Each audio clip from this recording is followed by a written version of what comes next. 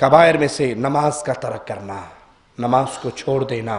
कुरान हकीम में मालिक फरमाता है फ़ख़लफ़ मिन बअदिहिम ख़ल्फ़ुन अज़ाउस सलाता वत्तबउश शहवात फ़सौफ़ यल्क़ौना ग़य्या। आज तो ये बीमारी बन गई ना, आम आदत बन गई। कोई भी मसला हुआ नमाज को तरक कर दिया। उधर नमाज खड़ी है, उधर कंपनी से गाड़ी से बाहर निकल रहा है, भाई नमाज का, मुझे बड़ा ज़रूरी काम है। मैं नमाज से ज़रूरी काम भी कोई और हो सकता है। जो जानबूझ के नमाज तरक करे, फिर उनके बाद ऐसे नाअहल जानशीन पैदा हुए, उन्होंने नमाज ज़ाया कर दी और नफसानी ख्वाहिशों के पीछे पड़ गए, सो उनकी हलाकत उनके आगे आएगी। फ़इन ताबू व अक़ामुस सलात व आतुज़ ज़कात फ़इख़वानुकुम फ़िद्दीन।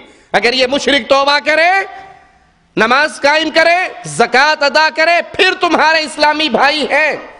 जब तक नमाज कायम ना करें, जब तक शिर्क से तौबा ना करें, जब तक शिर्क से तौबा ना करे, ज़कात अदा ना करे, नमाज अदा ना करे, उस वक़्त तक कोई मुशरिक मोमिन का भाई नहीं बन सकता।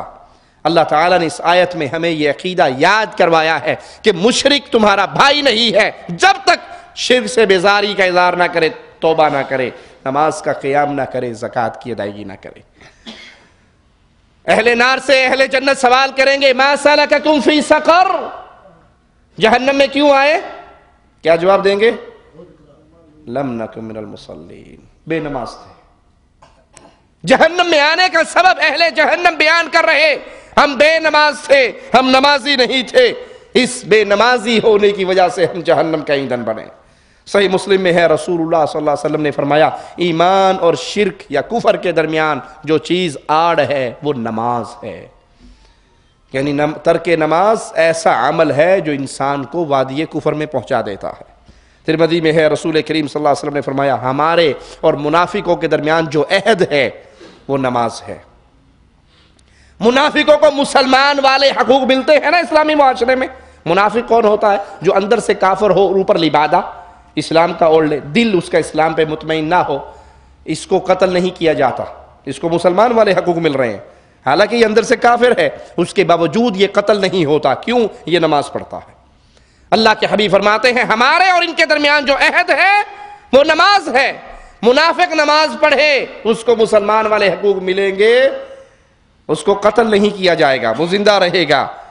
इब्न माजा में है, अल्लाह के नबी सल्लल्लाहु अलैहि वसल्लम ने फरमाया जो शख्स जानबूझकर फ़र्ज नमाज छोड़ दे तो यकीनन उसकी बाबत अल्लाह ताला का जो माफ़ करने का ज़िम्मा है वो ख़त्म हो जाएगा। क्या माना? जो नमाज पढ़ता है ये अल्लाह के ज़िम्मे है, मुवाहिद है, नमाजी है, तो अल्लाह इंशाअल्लाह इसको ज़रूर माफ़ फरमाएगा अपनी रहमत से। लेकिन जो बेनमाज है, अब इसका अल्लाह के साथ कोई अहद व पैमा नहीं, क्योंकि बेनमाज था कि अल्लाह इसको लाज़िम माफ़ करे। तिरमिज़ी में है, अस्हाब रसूल सल्लल्लाहु अलैहि वसल्लम नमाज के तरक करने के अलावा किसी और अमल के तरक करने को कुफर नहीं जानते थे। नमाज के अलावा कोई और अमल अगर कोई तरक कर दे तो सहाबा उसे काफिर नहीं जानते थे, लेकिन जो नमाज का तारिक होता सहाबा उसे काफिर जानते। इन अहादीस से साबित हुआ कि कलिमा तौहीद के बाद नमाज वो फर्ज है जो किसी सूरत में माफ नहीं, ना मुसाफिर को माफ, ना मुकीम को माफ, ना सेहतमंद को माफ, ना बीमार को माफ। कोई कहे जी मैं तो खड़ा नहीं हो सकता, बीमार हूं, तू बैठ के पढ़ ले। अजी तकलीफ इतनी ज्यादा है, बैठ नहीं सकता, तू लेट के पढ़ ले। तो इशारों से सजदे रुकू, हाथ भी नहीं हिला सकता, नियत से ही सजदे और रुकू करता रहे, माफी फिर भी नहीं है, किसी सूरत में माफी नहीं। आप दौड़ रहे हो, दुश्मन आपके पीछे लगा हुआ है, दौड़ते दौड़ते नमाज का वक्त हो गया, तो इशारों में ही नमाज पढ़ते जाओ, दौड़ते जाओ, जान बचाते जाओ, लेकिन नमाज को अदा करते जाओ। हाँ, जब तुम्हें अल्लाह सुकून दे दे, इत्मीनान की जिंदगी दे दे, फिर वैसे नमाज पढ़ो जैसे अल्लाह ने हुक्म दिया। किसी हाल के अंदर नमाज माफ नहीं है। यही वजह है रसूलुल्लाह सल्लल्लाहु अलैहि वसल्लम आखिरी लम्हात में भी बार बार जिस चीज की ताकीद करते रहे वो नमाज थी। इब्न माजा में है, सैयदना अली से रिवायत है कि रसूलुल्लाह सल्लल्लाहु अलैहि वसल्लम ने आखिरी कलाम ये फरमाया, नमाज अदा करना, गुलामों का ख्याल करना। नमाज अदा करना और गुलामों का ख्याल करना। जुमा और जमात का तरक करना कबीरा गुनाहों में से है। सही मुस्लिम में है, अल्लाह के नबी ने फरमाया, लोगों जुमे की नमाज छोड़ने से बाज आ जाओ, ان کو چاہیے جمعے کی نماز چھوڑنے سے باز آ جائیں، وگرنہ اللہ تعالیٰ ان کے دلوں پر مہر لگا دے گا، پھر یہ غافلوں میں سے ہو جائیں گے۔ غافل نہیں سمجھتے آپ ان کو، جتنی بار مرضی بلا لو، یا نماز ہو رہی آ جا، تسی چلو میں آ رہے ہیں، آتا نہیں، کیونکہ کرکٹ کا میچ لگا ہوا ہے، لوڈو کا میچ لگا ہوا ہے، کیرم کی گیم چل رہی ہے، کچھ بھی معاملہ ہے، جواب دینے والے بلانے والے بلائیں گے، آؤ جی نماز پڑھ لی، جی جی بالکل تم پڑھو، ہی آ رہے ہیں، پڑھو بسم اللہ آئے سی، لیکن وہ بسم اللہ بھی ہو جائے گی، انا للہ بھی ہو جائے گی، وہ وہیں بیٹھا رہے گا، وہ نہیں ہلے گا۔ یہ غافل ہے جو نماز جمعہ ترک کرتا ہے۔ اللہ کے نبی فرماتے ہیں باز آ جاؤ، کہیں یہ نہ ہو پھر اللہ تمہارے دلوں پہ مہر لگا دے، تم غافل ہو جاؤ، جیسے جانور غافل ہوتا ہے، وہ تمہاری صورت بن جائے۔ ابو داؤد میں ہے، اللہ کے نبی صلی اللہ علیہ وسلم نے فرمایا سستی کی وجہ سے 3 جمعے اگر کوئی شخص چھوڑ دے، 3 جمعے ادا نہ کرے بوجہ سستی، تو اللہ تعالیٰ اس کے دل پہ مہر لگا دیتا ہے۔ اور ہمارا کیا حال ہوتا ہے؟ صبح جمعہ ہے نا، پتہ ہے چھٹی ہے، ساری رات فلمیں دیکھ کے گزارتے ہیں، ساری رات فلمیں گزارتے ہیں، کرکٹ کھیلنے میں گزارتے ہیں، کیرم بورڈ کھیلنے میں گزارتے ہیں، رسالے، عمران ڈائجسٹ، عمران سیریز، جاسوسی ڈائجسٹ، وہ پڑھتے ہوئے گزارتے ہیں۔ اب چونکہ ہفتے کو ڈیوٹی بھی کرنی ہے، پھر جمعہ سارا سو کے گزارتے ہیں، جمعے کی نماز نصیب نہیں ہوتی۔ 3 جمعے اللہ کے حبیب فرما رہے صلی اللہ علیہ وسلم، جو جان بوجھ کے سستی کی وجہ سے، ایک تو وجہ ہے نا کہ انسان بیمار ہے، وہ حرکت ہی نہیں کر سکتا، مسافر ہے، اس نے بھی ظہر پڑھنے کی اسے اجازت ہے، لیکن نہ وہ مسافر ہے، نہ وہ بیمار ہے، نہ اسے موت کا خوف ہے، اور وہ سستی کی وجہ سے، نیند کی وجہ سے سو رہا ہے، جمعہ نہیں پڑھتا۔ اگر کوئی 3 جمعے لگاتار چھوڑتا ہے، حبیب علیہ الصلوۃ والسلام فرماتے ہیں اللہ پھر اس کے دل پہ مہر لگا دیتا ہے۔ اللہ ہمیں ایسے بد نصیبوں میں شامل نہ فرمانا۔ صحیح مسلم میں اللہ کے نبی صلی اللہ علیہ وسلم نے فرمایا میرا دل چاہتا ہے میں کسی اور شخص کو حکم دوں وہ لوگوں کو نماز پڑھائے، اور پھر میں ان لوگوں کے گھروں کو جلا دوں، ان لوگوں کے گھروں کو جلا دوں جو بغیر عذر کے جمعے کی نماز چھوڑتے ہیں۔ ان کے پاس کوئی شرعی عذر نہیں، نہ بیماری ہے، نہ وہ مسافر ہیں، نہ ان کے پاس شرعی عذر ہے، اور گھر میں بیٹھے ہیں، جمعہ نہیں پڑھتے۔ پیارے حبیب علیہ السلام جنہوں نے طائف کے اندر پتھر کھا کے بھی بد دعا، رحیم شفیق رحمت للعالمین، وہ کہہ رہے میرا دل چاہتا ہے مصلی پہ کوئی اور کھڑا کروں، وہ نماز پڑھائے، اور جو جمعے کی نماز کے ٹائم پہ جاؤں اور اس کے گھر کو آگ لگا دوں۔